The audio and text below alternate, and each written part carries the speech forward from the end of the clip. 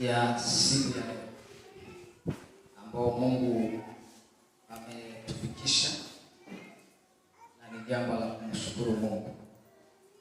Nataka tuende tusikie neno la Bwana, jinsi Roho wa Bwana napo tupeleka. Amen. Nisalimie kwa jina la Yesu. Pigie Bwana Yesu makofi. Nataka tuje tuongee juu ya karama za rohoni. Karama za rohoni. Mwezi mwenzako, nataka tuongee juu ya karama za rohoni. Nikishukuru Alao kitu mekwa lakini kila moja upewa ufunuo wa roho. Upewa ufunuo wa roho Kwa kufaidiana.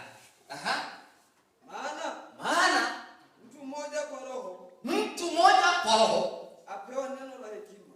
Nini? Apewa Mtu mmoja kwa roho upewa neno la hekima. Bwana Yesu asifiwe. Hekima. Ya kwanza, kila moja tunafaa kufaidiana. Unaweza kuwa umepewa hekima, hata unaposimamia mahali ile hekima yako inatosha, inakuwa ni kiongozi katika maisha yako, maana unayo karama ya hekima, na hakuna kitu atakayepiga ukisimama kusema tutembee katika hekima. Kila kitu lako unanyoka, sababu unayo